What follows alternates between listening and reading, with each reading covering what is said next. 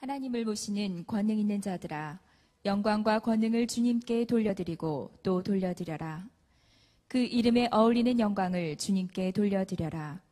거룩한 옷을 입고 주님 앞에 꿇어 엎드려라. 주님의 목소리가 물 위로 울려 퍼진다. 영광의 하나님이 우레소리로 말씀하신다. 주님께서 큰 물을 치신다. 주님의 목소리는 힘이 있고 주님의 목소리는 위엄이 넘친다. 주님께서 목소리로 백향목을 쪼개고 레바논의 백향목을 쪼개신다.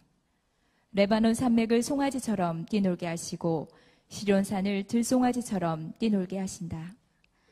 주님의 목소리에 불꽃이 튀긴다. 주님의 목소리가 광야를 흔드시고 주님께서 가데스 광야를 뒤흔드신다. 주님의 목소리가 암사슴을 놀래켜 낙태하게 하고 우거진 숲조차 벌거숭이로 만드시니 그분의 성전에 모인 사람들이 하나같이 영광하고 외치는구나. 주님께서 범람하는 홍수를 정복하신다. 주님께서 영원토록 왕으로 다스리신다. 주님은 당신을 따르는 백성에게 힘을 주신다. 주님은 당신을 따르는 백성에게 평화의 복을 내리신다. 여러분 비 오는 거 좋아하세요? 네. 제 아내는 비 오는 걸 좋아하더라고요. 네. 그 비 오는 분위기가 좋다는 거예요. 살아보니까 저도 좋아지더라고요. 네. 비가 오는 상황이 나름대로 분위기가 있고 좋더라고요. 부부가 서로 닮아가서 그런지. 근데 비 오는 것을 좋아하는 사람은 있지만 천둥 번개치고 홍수 나는 거 좋아하는 사람은 없지요 아마. 네.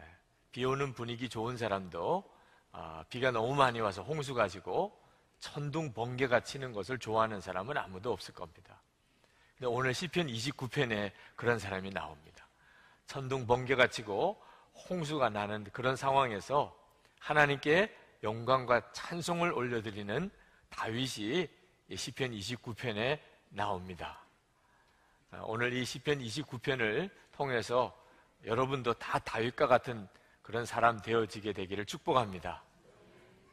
무슨 내용인지 알고 아멘 하시는지는 모르겠습니다만 하여튼 다윗과 같이 되어지기를 축복합니다. 이 시편 29편은 정말 폭우가 쏟아지고 천둥 번개가 치고 그래서 그 메마른 강이 다 홍수가 나는 번개가 칠 때는 백향목이 쪼개지고 산에 산불이 일어나고 천둥이 칠 때는 산맥이 뒤흔들리고 그래서 암사슴이 낙태를 하고 이런 엄청난 그런 홍수가 일어나는 상황에 다윗이 그 장면을 바라보면서 하나님을 찬양하고 있습니다. 이 시편 29편을 쓰고 있는 다윗의 형편은 상당히 어려운 형편이라는 사실을 읽어보면 느낄 수 있습니다. 맨 마지막 11절에 보면 거기에 다윗이 주님은 당신을 따르는 백성에게 힘을 주신다고 이렇게 표현한 거 보면 지금 다윗에게는 힘이 필요한 상황이죠. 아마 추측건데 다윗이 사울 왕에게 쫓겨서 정말 빈들판에 거기 동굴 속에 거기서 지내는 그런 형편에서 지금 홍수를 만나고 있는 것 같습니다. 사실 그런 형편이라면 서글퍼야 정상이죠. 왕궁에서 있을 때 거기서도 홍수를 만나는 것은 그건 절대로 유쾌한 일은 아니겠지만 짐승처럼 동굴 속에서 지금 지낼 때 홍수를 만났다면 그건 춥고 배고프고 정말 서글프고 두려울 일이지요. 번개가 치는데 백향목이 쪼개지고 그리고 천둥이 울리는데 지축이 흔들리고 짐승들이 낙태를 할 정도로 이런 정도의 상황이라면 눈앞에는 지금 홍수가 일어나는 이런 일이라면 두렵게 마련이죠. 사람이 가지고 있는 본성에 의하면 이런 상황은 두렵게 만드는 거죠. 그런데 이 시편 29편은 정말 놀라운 반전을 일으킵니다. 다윗이 그와 같은 홍수를 보면서 하나님 생각을 하게 됩니다. 자기 눈에 펼쳐지는 이 엄청난 자연의 위력을 보면서 이 자연을 만드시고 다스리시는 하나님은 얼마나 더 놀라우신가 이런 생각을 하게 됩니다. 생각이 여기에 미치게 되니까 이 홍수 소리, 홍수로 인한 큰 물소리, 번개가 번쩍이고 천둥 소리가 다 주님의 목소리로 들리기 시작합니다. 하나님의 음성으로 들린다 그 말입니다. 그러면서 다윗이 그 영감에 사로잡히면서 그 자연에서 울려나는 그 엄청난 소리들이 하늘에서 하나님의 보좌 앞에서 천사들이 하나님께 영광, 영광이라고 소리치면서 찬송하는 예배드리는 그 소리로 들려오게 됩니다. 1절, 2절 말씀을 한번 보십시오. 아마 1절, 2절을 읽으면 이 시편 29편이 그런 사정의 시편이라는 것을 잘 생각하기 어려우실 거예요. 하나님을 모시는 권능 있는 자들아, 영광과 권능을 주님께 돌려드리고 또 돌려드려라. 그 이름에 어울리는 영광을 주님께 돌려드려라. 거룩한 옷을 입고 주님 앞에 꿇어 엎드려라. 늘 예배당에서 예배드리면서 부르는 찬송가 가사와 거의 비슷하지요? 네, 그 뒤를 읽어 내려가다 보면 지금 다윗이 성전에 있는 것이 아니고 들판에서 폭우가 쏟아지는 들판에서 천둥 번개 소리를 들으면서 지금 이 시를 노래하고 있다는 것을 알게 됩니다. 천둥 소리가 영광이라고 들리는 거예요. 천사들이 하나님께 영광, 영광 그렇게 올려드리는 그런 소리처럼 들리는 거예요. 9절 말씀을 보세요. 그분의 성전에 모인 사람들이 하나같이 영광하고 외치는구나. 기가 막힌 일이죠. 지금 다윗이 기가 막힌 감동에 사로잡혀 있습니다. 그 폭우 쏟아지고 강이 홍수가 되고 천둥 번개가 치는 상황에서 지금 다윗은 하나님의 하늘 위의 성전에서 천사들이 큰 소리로 하나님께 예배드리는 것 같은 느낌을 받고 있다는 겁니다. 여기에 생각이 미치게 되니까 다윗이 굴 속에서 바깥으로, 비가 쏟아지는 바깥으로 들판으로 뛰쳐나갑니다. 그리고는 자기도 손을 들고 그 엄청난 비가 쏟아지는 하늘을 바라보면서 번개가 치고 천둥 소리가 들리는데 다윗도 소리를 지르면서 하나님께 영광이라고 외치고 찬송을 부르는, 여러분 이 상상이 되세요? 10절을 보십시오. 주님께서 범람하는 홍수를 정복하신다. 주님께서 영원토록 왕으로 다스리신다. 다윗은 지금 속에서부터 말할 수 없는 감격으로 하나님께서 얼마나 위대하고 크신지를 노래하고 있어요. 그렇게 다윗이 미친 듯이 주님을 찬양하고 노래하다 보니까 마음에 있던 슬픈 마음 또는 두려운 마음, 서글픈 생각 다 사라졌어요. 어디서부터 왔는지 모르게 힘이 넘치고 마음이 너무나 놀랍게 편안해지는 겁니다. 온몸이야 비에 다 젖었겠죠. 소리를 지르다 보니까 목이 쉬었을지도 모릅니다. 그러나 다윗의 속에서는 힘이 넘치고 너무나 마음이 편안해졌어요. 11절 말씀을 보실까요? 주님은 당신을 따르는 백성에게 힘을 주신다. 주님은 당신을 따르는 백성에게 평화의 복을 내리신다. 이것이 시편 29편이에요. 생각해보면 서글프기 짝이 없는 일입니다. 사울 왕에게 쫓겨서 들판에 굴 속에 숨어있는 다윗이 홍수를 만납니다. 그리고 번개, 천둥이 치고 있습니다. 이런 상황인데 다윗의 가슴에는 지금 하나님의 영광을 바라보는 말할 수 없는 은혜를 받고, 그리고 속에서부터는 힘이 생기고 너무나 놀라운 마음의 평안이 임하는 간증을 지금 하고 있는 거예요. 예수님을 모시고 사는 성도들의 모습이 꼭 이와 같다고 저는 믿습니다. 여러분, 예수님을 정말 마음에 모시고 살면 다윗과 같이 됩니다. 우리의 눈앞에 엄청난 그런 자연의 위력이 우리 눈앞에 펼쳐져도 우리는 알게 됩니다. 바로 이 자연을 다스리시는 그 하나님이 계시고 그분은 지금 내 안에 와 계시다는, 이 사실에 대해서 마음에 믿어지고 눈이 뜨이게 되면, 그러면 정말 폭우가 쏟아지는 가운데 뛰쳐나가서 거기서 춤을 추고 노래하고 하나님을 찬양할 수 있게 된다, 그 말입니다. 예수님을 마음에 모시고 사는 것이 얼마나 놀라운 일인지 모릅니다. 주님의 전도 계획이라는 책을 쓴 로버트 쿨만이 그 책 속에 이런 일화를 하나 소개하고 있습니다. 사막에 기차가 달리고 있습니다. 그 객차 안에 사람들이 모여서 앉아 있는데 그 커튼을 다 쳤어요. 사막이니까 뭐 바깥에 내다볼 것도 하나도 없습니다. 모래밖에 없어요. 비춰오는 햇빛은 너무 따가우니까 사람들이 다 창문을 커튼으로 가렸습니다. 자, 그런데 그 중에 어떤 한 사람이 그 처진 커튼을 이렇게 걷어서 바깥을 보면서 얼굴이 그렇게 즐거워하는 겁니다. 다른 사람들이 보니까 도대체 뭐가 즐거울 건지 있는지 이해가 안 돼요. 그래서 앞에 앉은 사람이 그 사람에게 묻습니다. 도대체 왜 그렇게 즐거우신 거예요? 뭐가 그렇게 즐거우세요? 그러면서 바깥을 보니까 그냥 메마른 사막에 햇볕만 내려 쪼이고 있는 겁니다. 그때 그분이 이렇게 대답을 합니다. 저는 수리업자입니다. 관계사업, 물을 끌어다 대는 그런 큰 공사를 하는 그런 사업자입니다.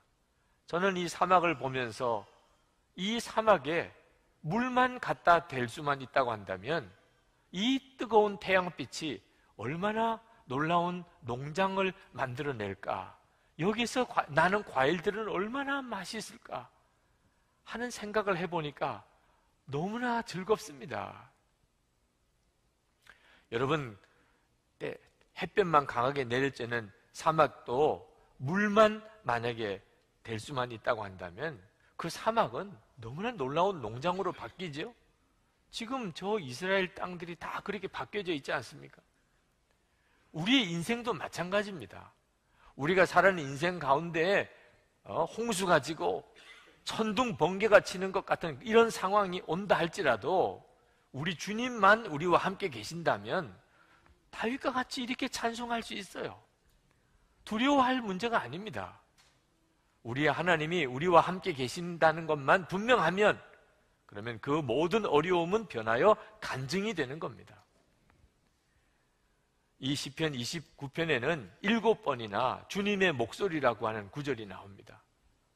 그 주님의 목소리라고 하는 것은 사실은 알고 보면 이 큰 강에서 흐르는 홍수가 흘러가는 그 물소리, 천둥소리, 번개 때문에 백향목이 쪼개지는 소리, 땅이 뒤 흔들리는 소리, 뭐 이런 소리들이에요.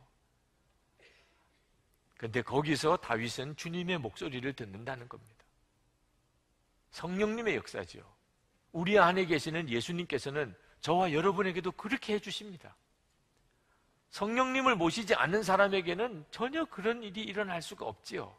그런데 예수님을 모시고 사는 우리에게는 성령의 역사로 주님의 목소리가 들려요. 내가 겪는 모든 일 속에서 주님이 우리에게 하시는 말씀이 들립니다. 에덴 동산에서 창세기 3장 8절에 보면 아담과 하와가 에덴 동산에서 살면서 바람이 불 때 동산에 거니시는 여호와 하나님의 소리를 들었다고 그랬습니다. 여러분, 예수님을 영접하면 우리의 마음이 에덴 동산 같이 됩니다.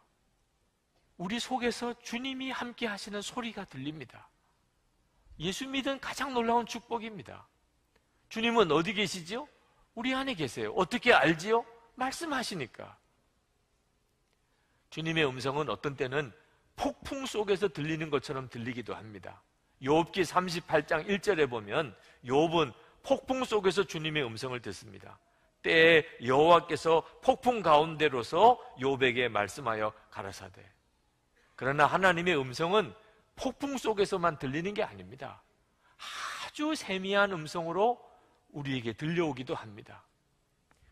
열왕기상 19장 12절 13절에 보면 엘리야가 하나님의 음성을 듣는데 아주 세미한 음성으로 듣습니다. 그 바람이 지나가고 난 뒤에 지진이 일었지만 그 지진 속에서도 주님께서 계시지 않았다. 지진이 지나가고 난 뒤에 불이 났지만 그 불 속에도 주님께서 계시지 않았다. 그 불이 난 뒤에 부드럽고 조용한 소리가 들렸다. 엘리야는 그 소리를 듣고서 외투자락으로 얼굴을 감싸고 나가서 동굴 어귀에 섰다. 바로 그때에 그에게 소리가 들려왔다. 엘리야야, 너는 여기에서 무엇을 하고 있느냐?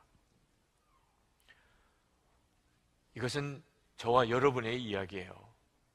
우리가 예수님을 모시고 살면 주님은 모든 상황에서 우리에게 말씀하십니다.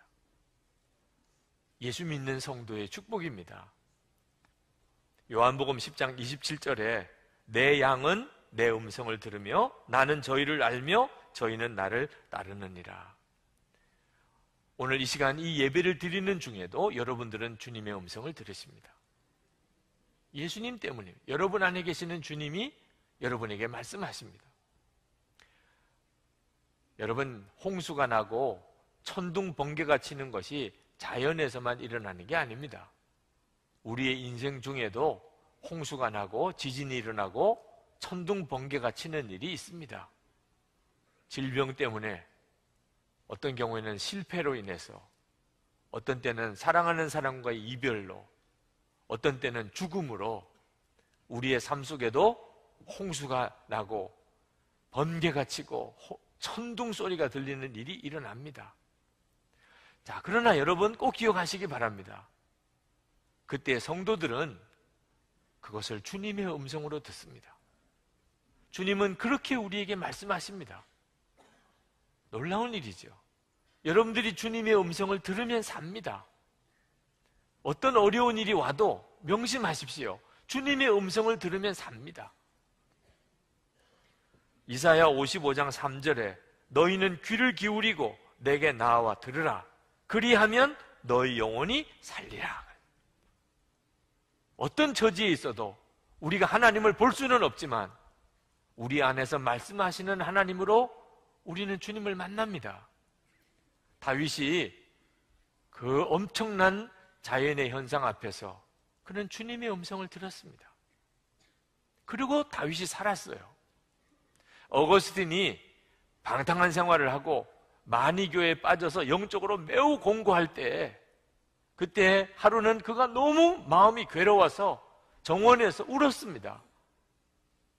누가 나를 정말 구원해 줄까? 어디에 구원의 길이 있을까? 탄식한 거죠. 근데 그때 갑자기 아이들이 노래 부르는 소리가 들렸어요. 근데 가사가 특별했습니다. 펼쳐서 읽으라, 펼쳐서 읽으라. 도대체 이게 무슨 소리지? 애들이 왜 이런 노래를 부르나? 그리고 둘러보았는데 아무도 없어요. 아이들이라고는 아무도 없어요. 그런데 많은 아이들이 펼쳐서 읽으라, 펼쳐서 읽으라 노래 부르는 소리를 들었습니다. 분명히. 그때 어거스틴이 눈물을 흘렸다고 그랬어요. 주님의 소리로 들은 겁니다. 주님이 내게 말씀하셨구나. 그리고는 방으로 뛰어 들어가서 성경을 펼쳐서 읽습니다. 그냥 성경을 펼쳤어요. 로마서 13장 13절 14절. 그 말씀이 하나님께서 어거스틴에게 말씀하시려고 하는 그 말씀이었어요. 방탕과 술 취하지 말며 음란과 호색하지 말며 쟁투와 시기하지 말고 오직 주 예수 그리스도로 말미암아 옷 입고 정욕을 위하여 육신의 일을 도모하지 말라. 어거스틴이 주님이 자기에게 직접 하시는 말씀 같았어요. 그리고 그가 마니교에서 떠나서 예수 그리스도의 복음 안에 들어와서 하나님의 위대한 종이 됩니다. 주님의 음성을 들으면 살아요. 주님이 말씀하시는구나 깨달아지면 삽니다. 마틴 루터가 친구와 같이 길을 가다가 갑자기 벼락이 치는데 친구가 벼락에 맞아 죽었습니다. 그때 마틴 루터가 충격을 받았어요. 그리고 자신의 구원의 문제에 대한 진지한 고민을 하기 시작합니다. 마틴 루터가 회심하는 첫 계기가 됐죠. 요한 웨슬레 목사님이 선교지에 돌아오시다가 배를 타고 풍랑이는 바다에서 죽을 것 같은 위기를 만납니다. 그때 그 넘실거리는 풍랑이는 바다를 보면서 그는 주님의 음성을 듣습니다. 나는 정말 구원받은 확신이 있나? 나는 진짜 구원받은 그 사람인가? 죽음도 두렵지 않는 그런 믿음이 내게는 있는가? 그리고 웨언 웨슬리 목사님의 회심이 일어나게 됩니다. 여러분도 주님의 음성을 듣게 되면 삽니다. 주님은 정말 천둥소리 같이 여러분에게 말씀하시고 계십니다. 여러분이 듣느냐 못 듣느냐가 문제죠. 성경에 보면 계속 귀 있는 자는 들을지어다 그렇게 말씀하고 있습니다. 이 귀 있는 자라는 말은 예수님을 모시고 사는 사람을 뜻합니다. 예수님을 모시고 사는 성도는 다 들을 귀가 있는 사람입니다. 주님의 음성을 듣는 거지요. 다윗처럼 그 기가 막힌 상황에서도 주님의 목소리를 듣게 되면 그러면 기적과 같은 간증을 하는 사람으로 바뀌게 됩니다.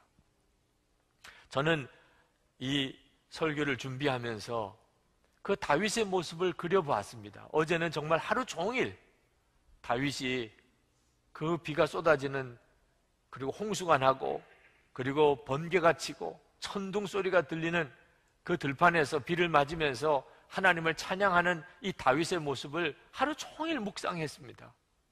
처음에는 솔직히 미친 것 같았어요. 여러분은 그렇게 느끼지 않았겠습니까? 한번 생각해 보십시오.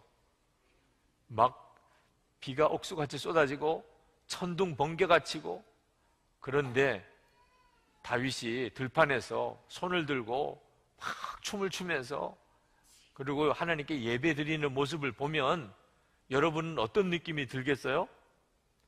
미쳤구나. 다윗이 너무 힘드니까 이제 아주 돌았구나. 번개 맞고 이상하게 된 모양이구나. 이런 느낌 아니겠어요? 실제로 그렇게 보이지 않겠어요? 다윗은 그랬단 말입니다.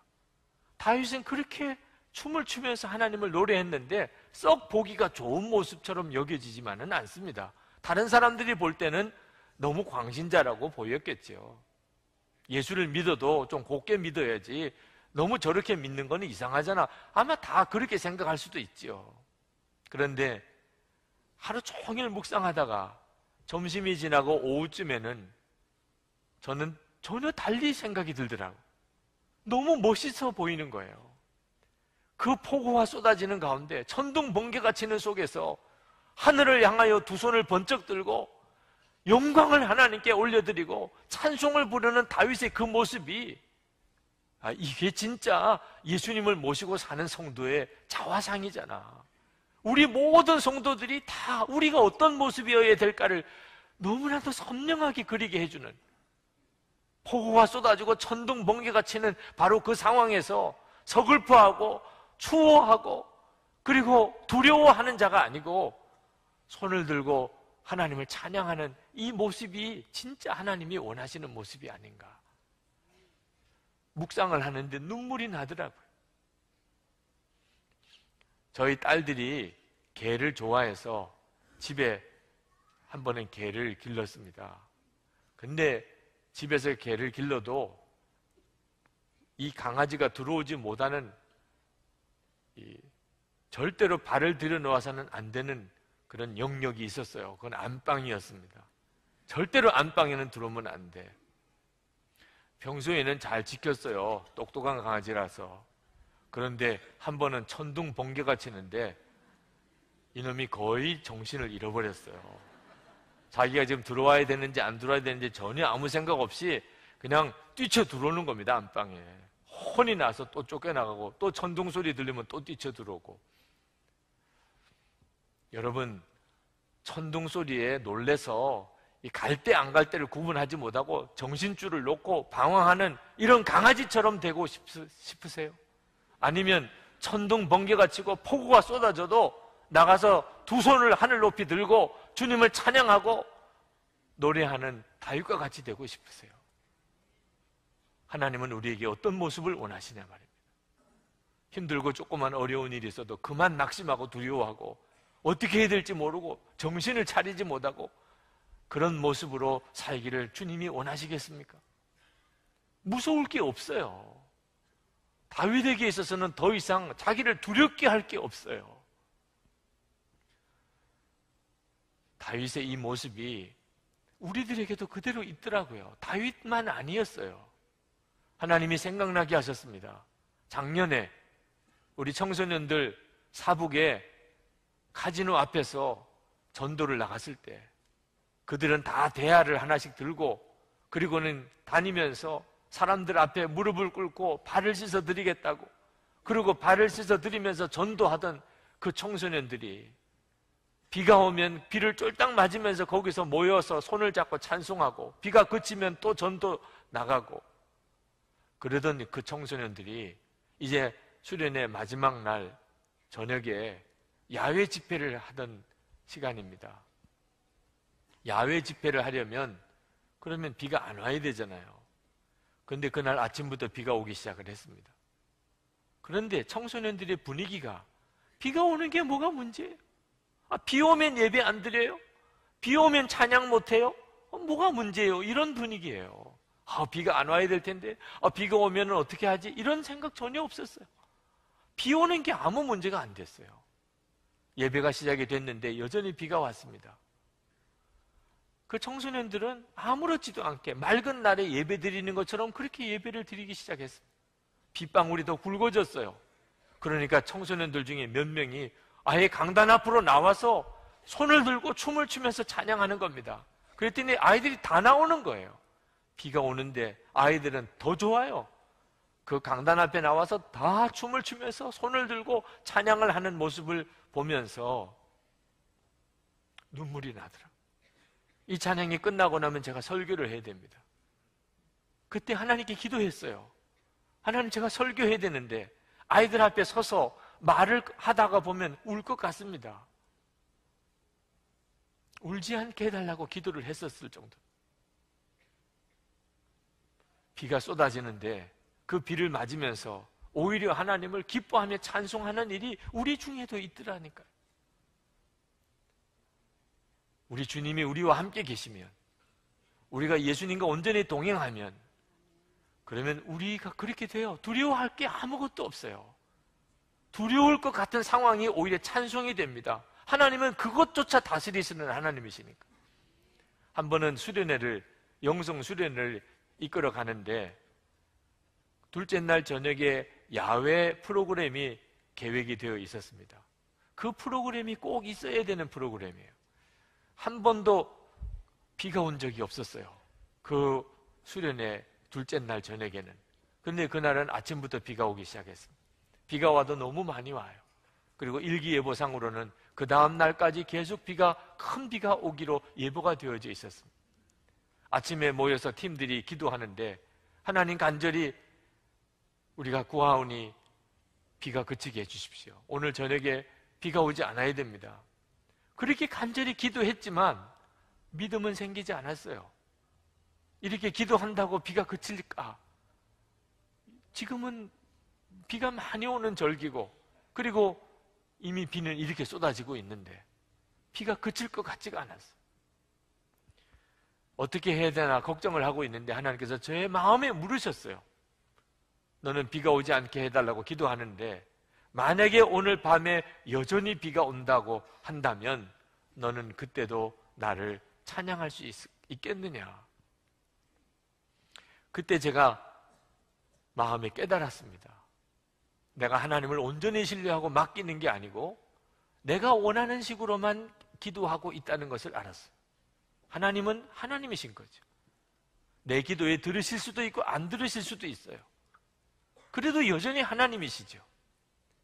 그때 제가 하나님께 고백했습니다. 하나님은 하나님이신 분입니다. 하나님은 비를 그치게도 하실 수 있고 계속 오게 하실 수도 있습니다. 그것은 전적으로 하나님의 주권입니다. 저는 물론 오늘 밤에 비가 오더라도 하나님을 찬양할 것입니다. 그리고 예수 우리 왕이여 그 찬양을 계속 불렀습니다. 점심때 다시 기도회가 몰렸어요. 근데 그때는 참 놀랍게도 제 마음에 믿음이 생겼어요. 오늘 밤에 하나님께서 비를 그치게 해주실 것이다. 그런 믿음이 제 마음에 생기는 겁니다. 믿음은 참 묘한 겁니다. 믿어지는 거예요. 그래서 기도회 중에 우리 팀원들에게 이야기를 했습니다. 하나님이 오늘 저녁에 비를 그치게 해주실 것입니다. 저는 그것을 믿습니다. 다 아멘 하더라고요. 다 크게. 그렇지만 얼굴 표정에 진짜 믿는 것 같지는 않았어요. 네. 목사님이 그렇다고 하니까 정말 다 그랬으면 얼마나 좋겠느냐는 마음뿐이지 제가 그렇게 말을 하고도 아차 싶은 생각이 들었어요. 그냥 저녁에 비가 안 오면 나는 낮에부터 믿었었다 그렇게 이야기하면 될걸, 이렇게 말을 해놓고 밤에 비가 오면 이건 또 어떻게 수습을 해야 되나, 순간에 그런 떨리는 마음이 있더라고요. 그러나 맡겼습니다. 그리고 말씀을 전하고 오후 4시 정도쯤 되어서 나왔는데 우리 팀원 중에 한 사람이 목사님 저 바깥을 좀 보세요. 저는 비가 그친 줄 알았어요. 비는 계속 많이 오고 있었습니다.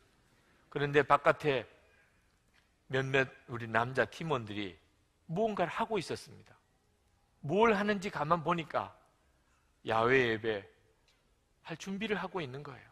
그 비가 쏟아지는 중에 그 창문에서 그것을 보는 사람들이 다 울었어요. 저녁에 비가 오지 않을 줄로 믿고 그 비가 쏟아지는 중에 준비하고 있는 겁니다.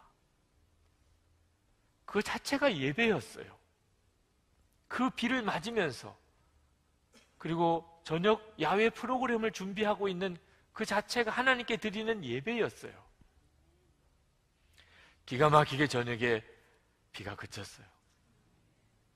만약에 그때 준비를 안 했다면 비가 그쳤어도 할 수 없었을지 몰랐어요. 비가 딱 그쳤어요, 그 시간에. 그리고 다 바깥으로 나와서 정말 은혜로운 순서를 다 갖고, 그리고 이제 강당으로 들어오는데 한 10분 동안 비를 맞았습니다. 그때 제 마음에 하나님 10분도 못 참으시나요? 이왕 응답해 주실 거면 깔끔하게 해주시지 어떻게 이게 마지막에 비를 맞게 하시나요? 이런 생각도 들어서 기도를 했었습니다. 근데 그때 시계를 보니까 10분이 지났어요. 제 시간에 했다면 비 안 맞았을 거예요.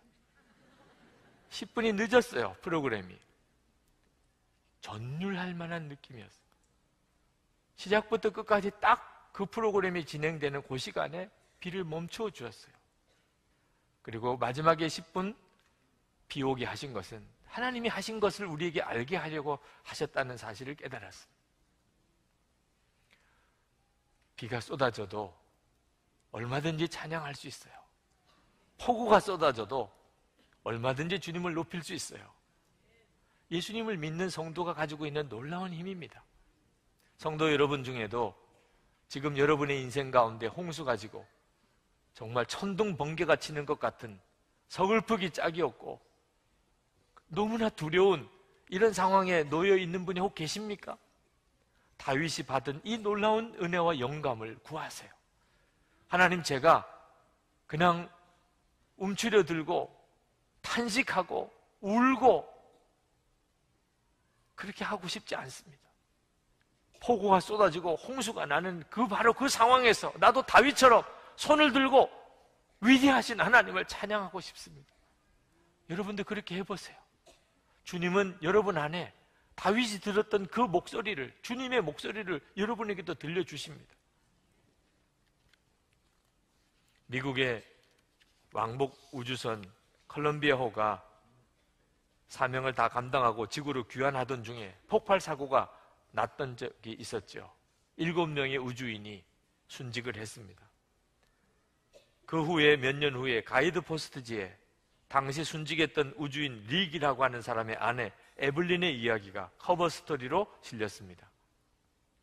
지난 1월 16일, 이제 2주간이 지나면 남편이 우주에서 돌아와 나를 꼭 안아주며 내 귀에 다정하게 속삭여 줄 것을 생각하며 편안한 마음으로 우주 왕복선의 이륙을 지켜보았다. 그런데 2월 1일 컬럼비아호는 지구 대기권에 진입하던 중 텍사스 상공에서 폭발했다. 내 삶이 하늘에서 송두리째 산산조각 나는 순간이었다. 엄마, 내 수학 숙제는 이제 누가 도와주지요?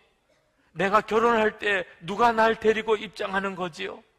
하며 울부짖는 딸 아이에게 난 아무런 대답도 해주지 못하고 그저 끌어안아만 주었다. 난 지금까지 남편이 없는 미래를 한 번도 상상해 보지 않았다. 처음 경험하는 큰 충격과 절망감이었다. 그런데 그때 내 마음 깊은 곳에서 나지막한 음성이 들려오고 있었다.